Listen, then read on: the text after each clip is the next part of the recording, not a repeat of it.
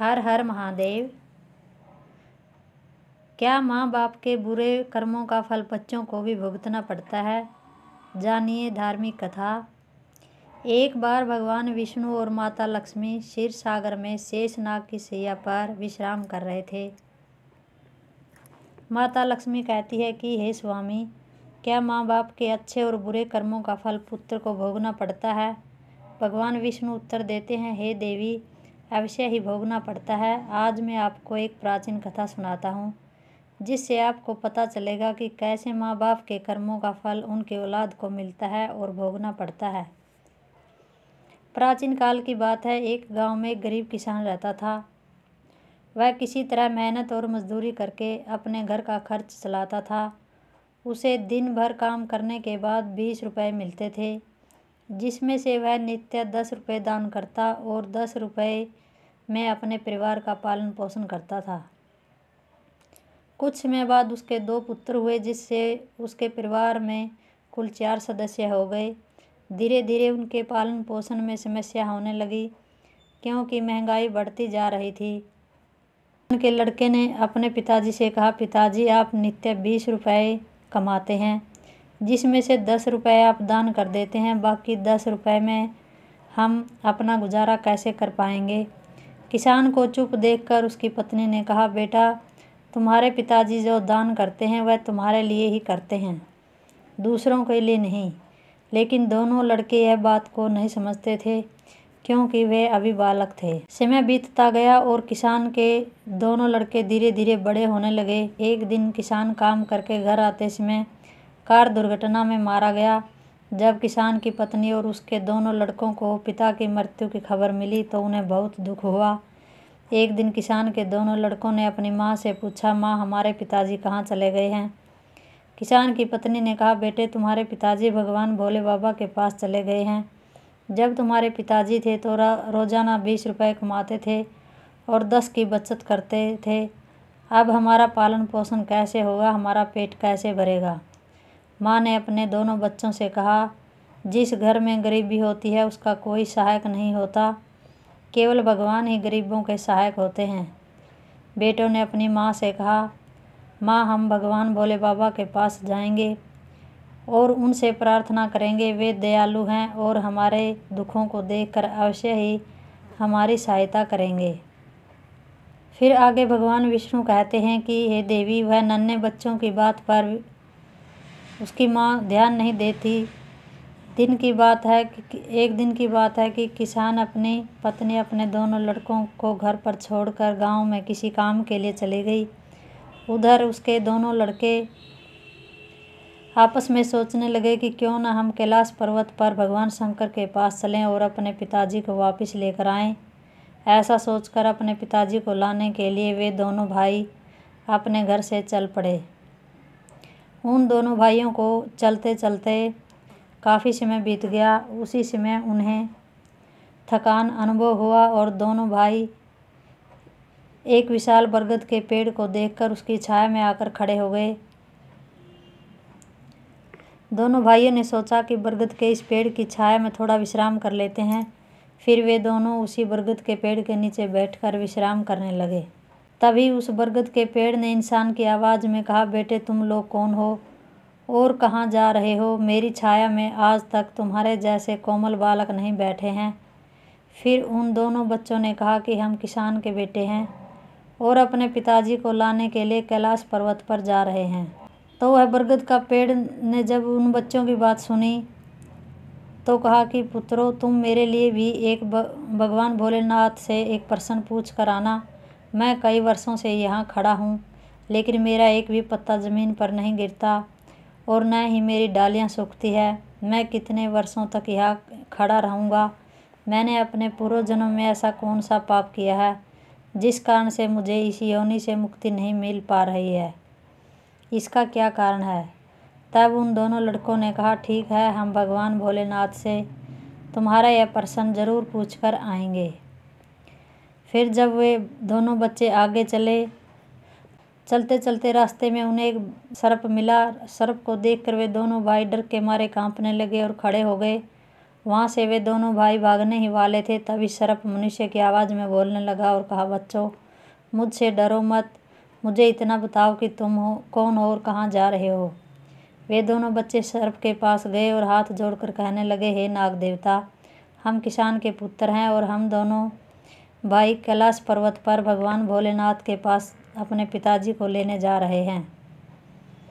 इस पर वह सर्प ने उससे कहा कि बच्चों तुम भगवान भोले बाबा से मेरे एक प्रश्न पूछ कर आना। मैं कई वर्षों से यहाँ पड़ा हुआ हूँ, अब मुझसे चला भी नहीं जाता। मेरे शरीर में इतनी जान नहीं है कि मैं थोड़ा भी चल फिर सकूँ।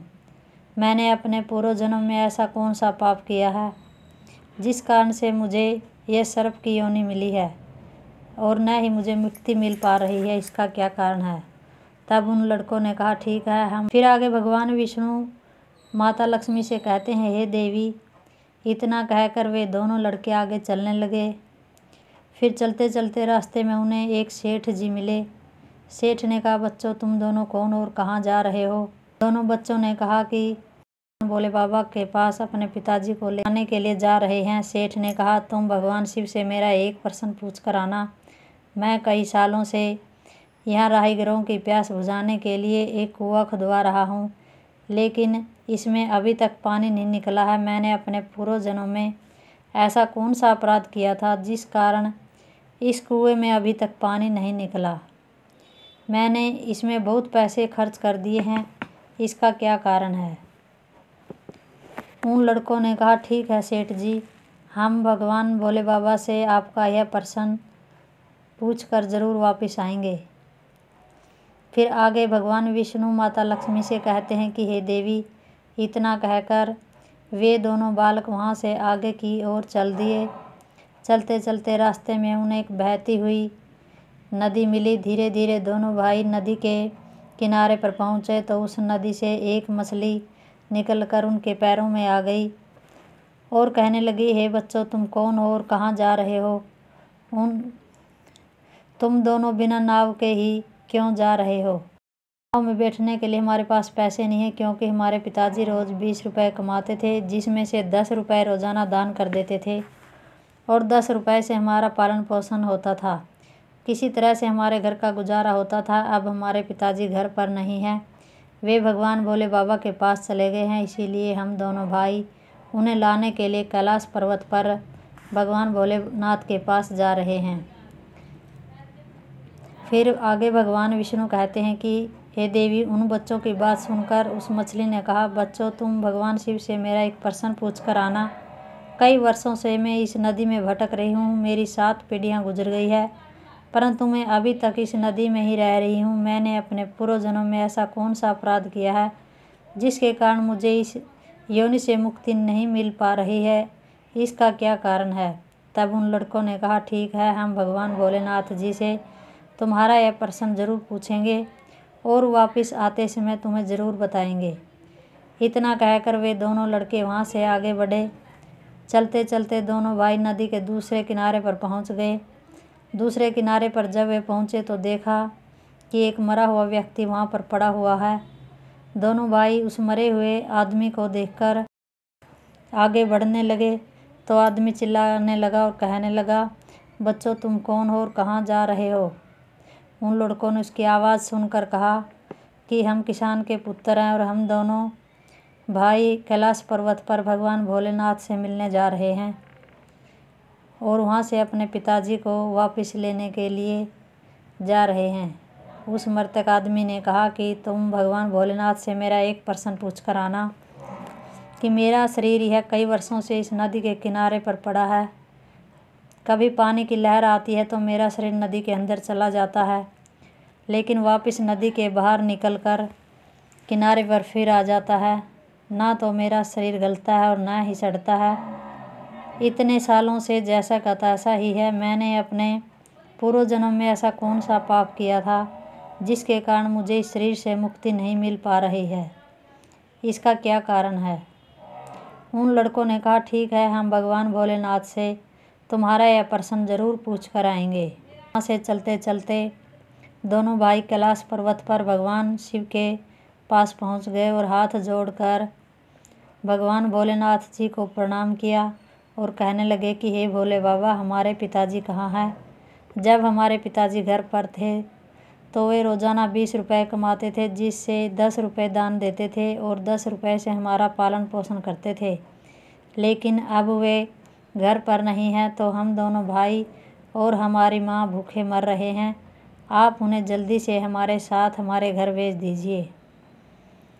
फिर आगे भगवान विष्णु माता लक्ष्मी से कहते हैं कि हे देवी, भगवान भोलेनाथ ने उन दोनों बालकों की बात सुनकर कहा कि ठीक है, मैं तुम्हारे पिताजी को घर भेज दूंगा, पहले तुम दोनों भाई यहाँ पर बैठो।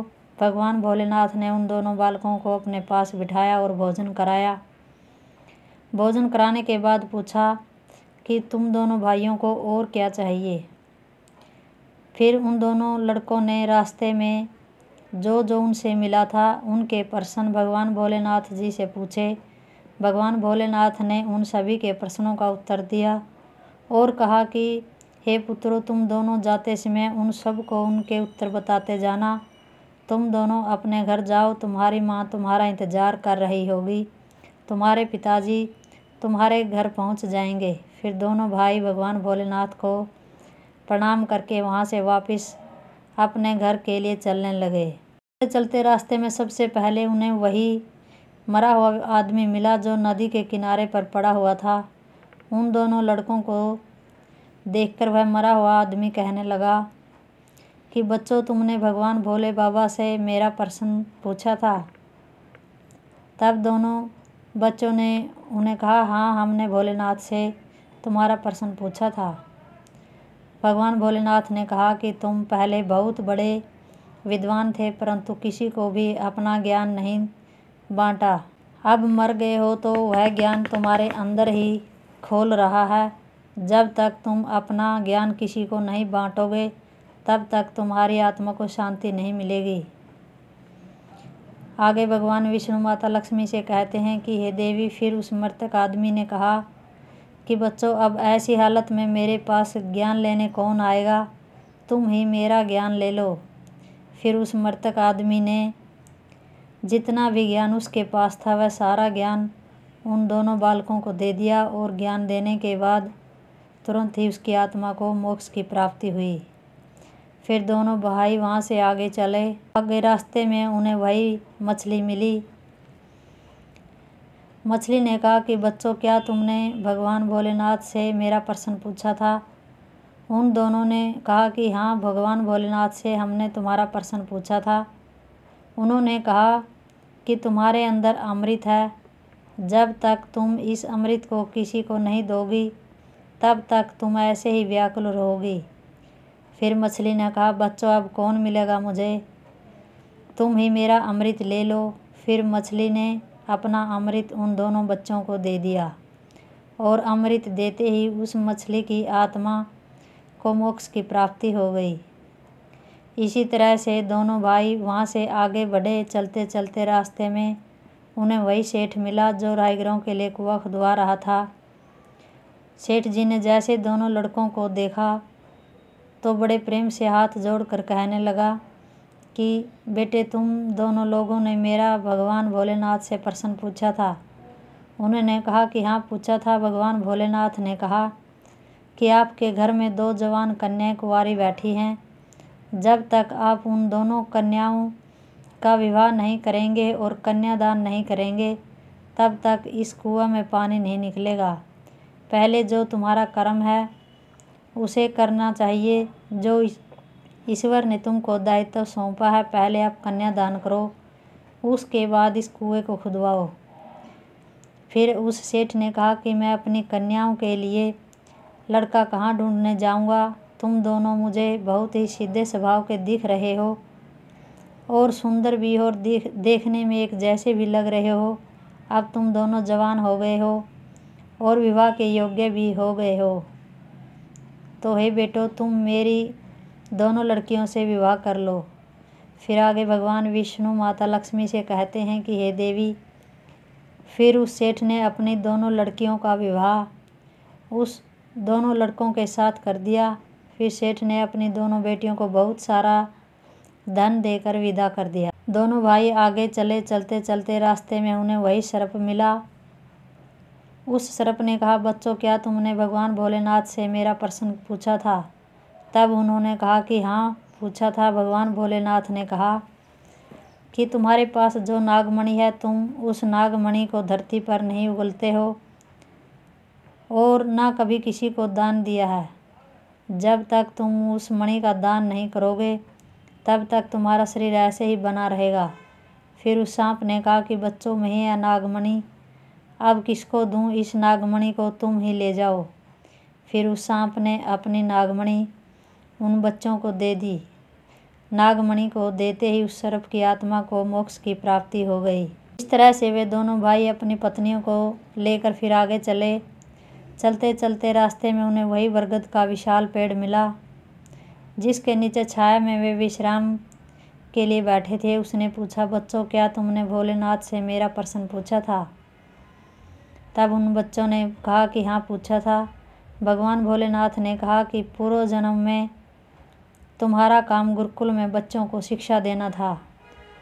तुम्हारा पद एक गुरु का था, परंतु तुम उसके बदले छोटे छोटे बच्चों से अपना काम करवाते थे और उन्हें अच्छी शिक्षा नहीं दी। तुम पूर्व जन्म में बहुत बड़े विद्वान थे, परंतु तुमने उन बच्चों को शिक्षा नहीं दी। उन बच्चों के श्राप के कारण तुम हिल डुल नहीं सकते। तुम्हारे अंदर जो ज्ञान भरा हुआ है, उसे किसी को दे दे, इसके बाद में तुम्हें मोक्ष की प्राप्ति होगी। उन लड़कों की बात सुनकर उस पेड़ ने कहा कि मैं यह ज्ञान किसे दूं, तुम ही ले लो। फिर उस बरगद के पेड़ ने दोनों भाइयों को अपना जितना भी ज्ञान था सब दे दिया। जैसे ही उस बरगद के पेड़ ने उन दोनों बच्चों को अपना ज्ञान दिया, उसकी भी आत्मा को शांति मिल गई। फिर दोनों भाई अपनी पत्नियों के साथ चलते चलते अपने घर पहुंच गए। जब दोनों भाई अपने घर पहुंचे तो किसान की पत्नी उन्हें देखकर बड़ी खुश हुई और कहने लगी, बेटो, तुम दोनों कहाँ चले गए थे और यह दोनों लड़कियां तुम्हारे साथ कौन है? फिर दोनों भाइयों ने जो भी उनके साथ घटनाएं घटी वह सब कुछ अपनी माँ को बता दिया। आगे भगवान विष्णु माता लक्ष्मी को कहते हैं, हे देवी, अब उन दोनों बच्चों को ज्ञान हो चुका था कि हमारे पिताजी वापस नहीं आ सकते। अब उनकी मुक्ति हो चुकी है। उनके पिताजी ने जो दान धर्म किया था, उसका फल उन दोनों भाइयों को भगवान भोलेनाथ ने दे दिया। इस प्रकार भगवान विष्णु ने माता लक्ष्मी जी को बताया कि माता पिता के अच्छे और बुरे कर्मों का फल उनकी औलाद को कैसे प्राप्त होता है। हर हर महादेव।